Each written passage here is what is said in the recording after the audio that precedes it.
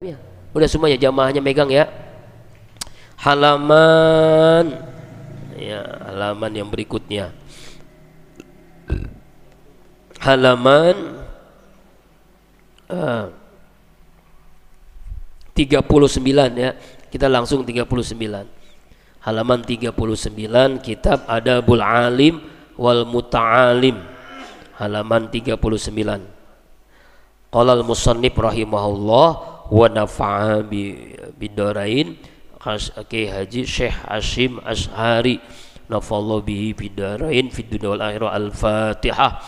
A'udzu billahi minasyaitonir rajim. Bismillahirrahmanirrahim. Alhamdulillahi rabbil alamin. Arrahmanir rahim. Maliki yaumiddin. Iyyaka na'budu wa iyyaka nasta'in. Ihdinas siratal mustaqim. Siratal ladzina an'amta 'alaihim ghairil maghdubi 'alaihim waladdallin. Halaman 39. Al-babul qamis, bab yang kelima. Fi adabil alim fi haq fi nafsi, akhlak, adab, tentang menjelaskan tentang adab seorang guru pada dirinya sendiri. Nih kamu nih nanti kan sekarang santri jamaah ya, nanti pasti jadi guru, menjadi alim, menjadi orang yang berilmu, ada adabnya juga.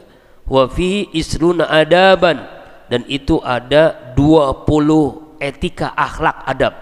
Ada 20 adab seorang guru, 20 adab orang yang sudah selesai belajar jadi sarjana, udah selesai kuliah, kemudian jadi seorang guru di masyarakat, ustadz, atau di dirinya sendiri, guru untuk istrinya, untuk anaknya, guru untuk TPA, dia menjadi guru, menjadi ustadz. Ada 20 adab. Al-awwalu, yang pertama ayyudima muraqabatullahi ta'ala fi sirri wal alaniyah. Yang pertama, seorang yang alim, guru yang udah belajar ilmu, dia harus merasa dekat dengan Allah, pengawasan Allah, baik di fisiri, waktu yang sembunyi sendirian, wal alaniyah, dan di tempat yang ramai, lagi sendiri di kamar, nggak ada orang lain, nggak ada istri, nggak anak-anak, dia taat kepada Allah. Bisa nggak tuh? Itulah etika akhlak seorang guru, etika akhlak orang yang sudah menuntut ilmu, sudah belajar, sudah selesai S1, sudah selesai S2, sudah selesai S3, sudah selesai S doger, udah selesai dia jadi guru di masyarakat, jadi guru TPA, jadi ustadz, jadi ustazah, atau jadi guru bagi istri dan anaknya, yaitu dia merasakan bahwa Allah bersamanya dimanapun berada, waktu sirri, di waktu tersembunyi atau di waktu terang-terangan. Wasani, yang kedua, ayyulazima khaufahu ta'ala fi jami harakati wa sakanati wa aqwali wa af'alihi. Yang kedua, seorang guru, seorang yang sudah belajar menuntut ilmu, sudah selesai kuliahnya, dia senantiasa mulazamah, melazimkan, senantiasa, seharusnya setiap saat dia khaufahu ta'ala, takut kepada Allah, khauf kepada Allah ya, takutnya kepada Allah dalam setiap harokati, gerakannya, dalam setiap gerakannya, dalam keadaan diamnya, dalam ucapannya, dalam perbuatannya ya. Kenapa?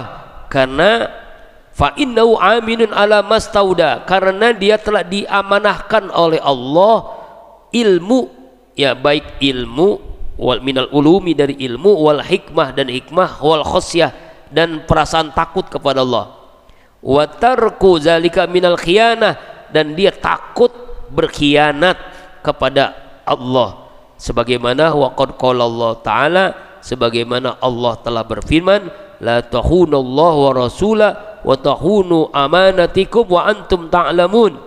Al-Anfal ayat 27. Janganlah kalian khianat, mengkhianati Allah dan Rasulnya, dan mengkhianati amanah-amanah yang Allah amanahkan kepada kalian sedang kalian mengetahui. Tuh, nggak boleh ya. Allah telah memberikan amanah ilmu, Allah telah berikan amanah apa ya, pengetahuan, kecerdasan, selesai kuliah S1 jadi sarjana, selesai di pesantren Qalbun Salim walaupun pesantrennya tidur mulu misalnya, dapat ilmu tuh, dapat amanah yang Allah berikan itu. Jadi jangan sampai kita tidak takut kepada Allah. Yang penting itu, sekarang kan orang banyak yang berani kepada Allah. Apa buktinya? Korupsi semakin jadi-jadi. Itu bukti orang nggak takut lagi sama siksa, nggak takut lagi sama Allah, ya kan? Dari pertalit jadi pertama, dari haji reguler jadi haji plus, ya kan, dijual. Dari batang emas antam palsu, kemudian minyak goreng, sekarang minyak goreng minyak kita tuh, ya kan, dibohongin, palsuin. Ya Allah, udah bener-bener otak orang Indonesia ini udah banyak koruptor ya. Kenapa bisa begitu? Dia padahal sarjana, dia doktor, bahkan dia profesor, dia ahli ilmu, karena dia sudah tidak merasakan pengawasan Allah, waskat, pengawasan malaikat. Ma yalfiju min qaulin illa dari ratibun atid. Apa yang diucapkan kecuali dicatat oleh malaikat ratib dan atid. Allah telah berikan amanah, ilmu, hikmah dan rasa takut. Dia meninggalkan itu, pada Allah telah memberikan khianat.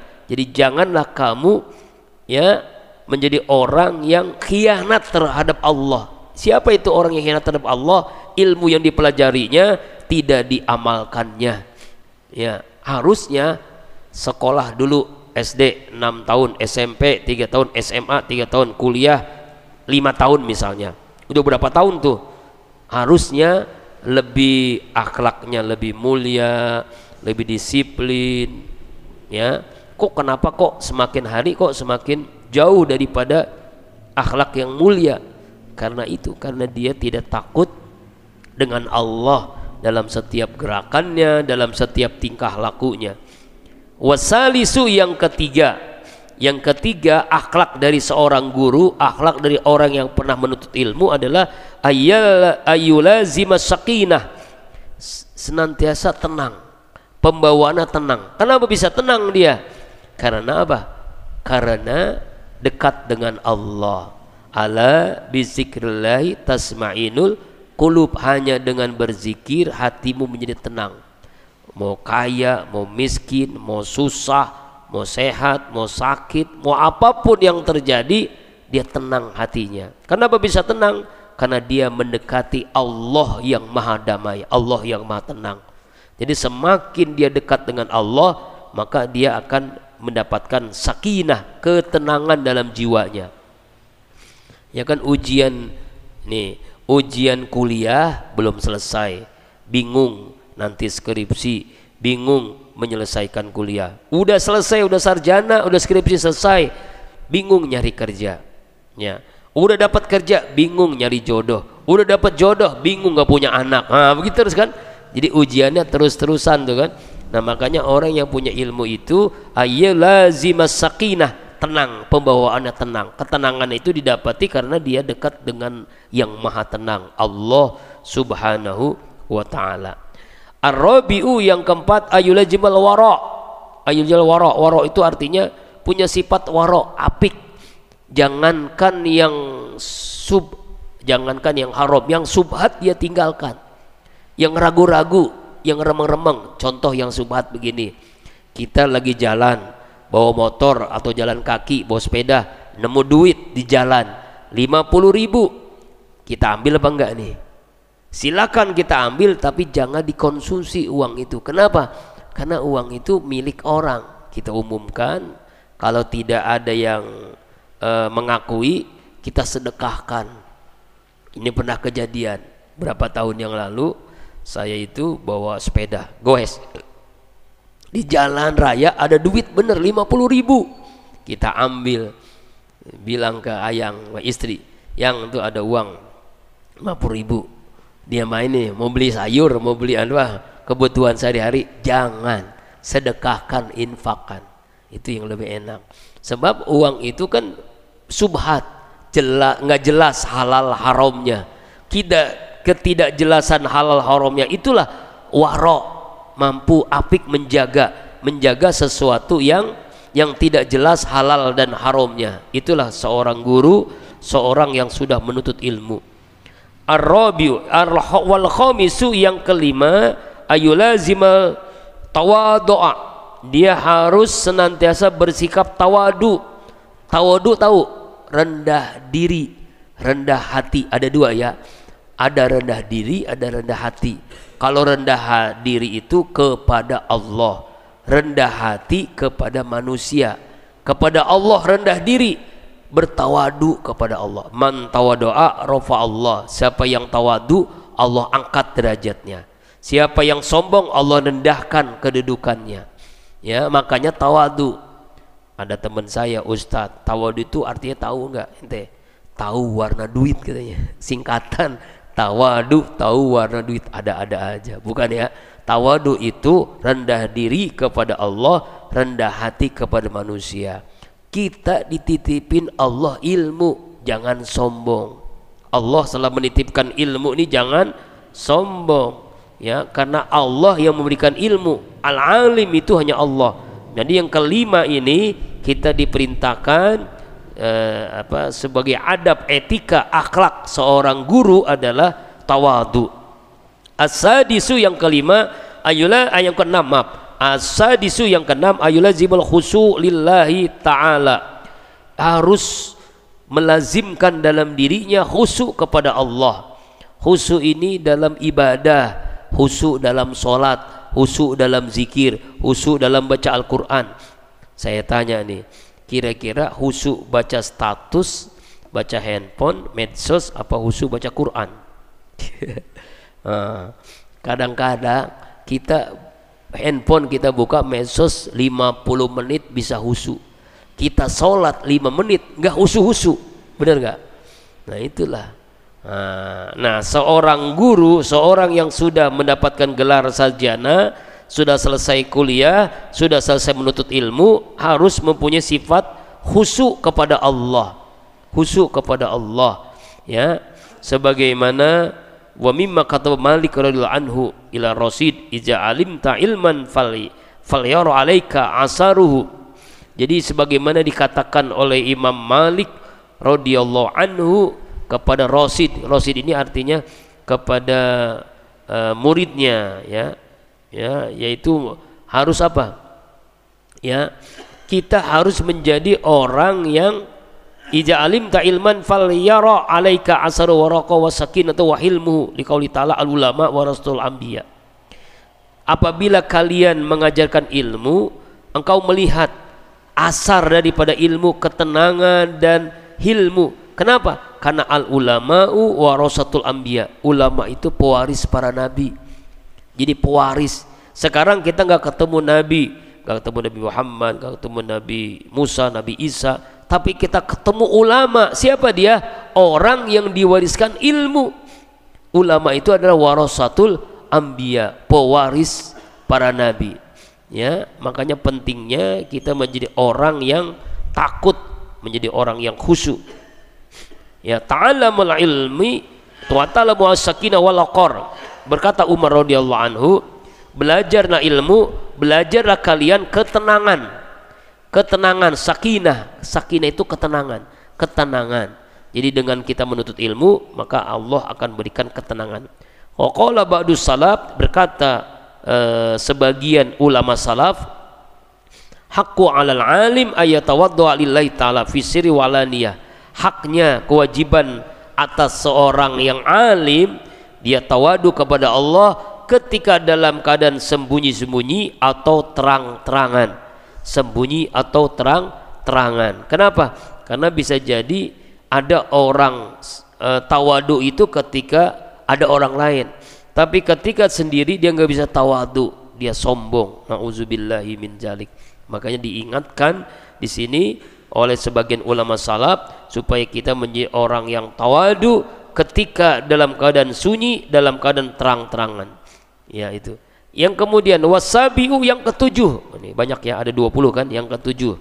Yang ketujuh, tugas dari seorang alim, seorang guru, seorang yang sudah menyelesaikan sekolah dan pesantrennya, ayyakuna, harus ada ta'wiluhu fi jamil umurillah fi umur 'alallahi ta'ala. Ya, harus menjadikan tempat meminta pertolongan itu hanya kepada Allah. Jadi semua urusannya itu mintanya kepada Allah. Ini bukan hanya guru ya, kita itu harus meminta kepada Allah Subhanahu wa ta'ala dalam setiap urusan kita. Mintalah kepada ud'uni astajib lakum, berdoalah pasti aku kabulkan. Makanya jangan sampai kita minta kepada orang tua ya. Orang tua itu hanya wasilah. Mintalah kepada Allah, minta kepada Allah, ya Allah berikan kemudahan orang tua hamba untuk mengongkosin bayi hamba dalam sekolah, dalam kuliah, ya kan. Jadi minta kepada Allah diberikan kemudahan, ya, diberikan kemudahan. Ini pengalaman dulu saya sekolah di Aliyah, dapat beasiswa dari basis Badan Amil Zakat DKI Jakarta karena minta kepada Allah, akhirnya dimudahkan, dapat dibayar lagi. Kemudian S1 dapat dari Pak Harto Super Semar, kuliah gratis dibayarin, dapat gaji setiap bulan dari Super Semar. S2 dapat dari Menteri Agama ya, Kementerian Agama, dulu kan Departemen Agama tuh, dulu zaman dulu Departemen Agama. Artinya kita mencari tuh peluang beasiswa, peluang kuliah bisa gratis, mintanya hanya kepada Allah. Tapi kita wajib ikhtiarnya kita lewat medsos, lewat Google, lewat jalur-jalur yang kita ketahui, akhirnya diberikan kemudahan dalam menuntut ilmu. Dan itu mintanya hanya kepada Allah Subhanahu. Apalagi kalau udah selesai menjadi sarjana, menjadi doktor, menjadi master, minta kepada Allah setiap urusan kita, maka Allah akan kabulkan hajat kita. Yang kedelapan, wasamin, yang kedelapan, Allah yaj'ala ilmu salama yatawassalu bi ilal agrati dunawiyah. Yang kedelapan, seorang yang sudah belajar itu tidak boleh menjadikan ilmunya hanya untuk keuntungan duniawi, agradi duniyawiyah, untuk mendapatkan dunia saja ya. Misalnya min jawin au malin au sam'in au sahwuratin au khidmatin au takrim ala fat aqranihi ya, misalnya jabatan, harta ya, terkenal, dikenal oleh orang begitu, atau yang lain-lainnya. Jangan sampai menuntut ilmu itu sudah selesai tujuannya duniawi. Nggak boleh tujuannya duniawi, harus tujuannya akhirat. Lurus aja niat ya, lurus aja niat. Coba kan kalau tujuan duniawi, nauzubillah min jalik, masuk di Kolbun Salim bayar 20 juta per bulan, 10 juta. Itu coba pesantren kan ya, boarding school kan bayarannya kan masya Allah tuh kan udah jutaan semua kan, masuk 20 juta per bulan, 5 juta begitu. Alhamdulillah di Kolbun Salim cuma 50.000, itu pun masih susah banget kajinya ya. Nah tuh, jangan sampai sudah menuntut ilmunya dipermudah, jangan kita persulit, jangan jadikan tujuannya duniawi. Misalnya nanti selesai kuliah, sarjana, dapat gelar, pekerjaan, itu hanya imbasnya. Jadi jangan jadi tujuannya, jangan jadi tujuan duniawiyah. Jadi kan hanya ladang menuju akhirat dunia itu, dapat duit, dapat sarjana, dapat gaji, dapat honor, dapat penghargaan, itu jangan jadi tujuan, hanya sekedar ladang. Allah berfirman, wabtagi fima ataqallarul akhirah wala tansa nasibaka minad dunya. Carilah kehidupanmu untuk akhirat, jangan lupakan bagianmu di dunia, jangan lupakan bagian kamu di dunia. Cari untuk akhirat, jangan lupakan bagian di dunia. Nanti insya Allah Allah berikan, insya Allah. Ini baru 8, insya Allah kita lanjutkan. Jadi ada 20 adab akhlak seorang yang belajar menjadi seorang guru, menjadi seorang yang sukses, sarjana, menjadi seorang doktor dan lain-lainnya. Lalu dia punya akhlak supaya ilmunya menjadi ilmu yang bermanfaat dunia dan akhirat. Wallahu alam bisawab, bi barakati wa karamati al-Fatihah.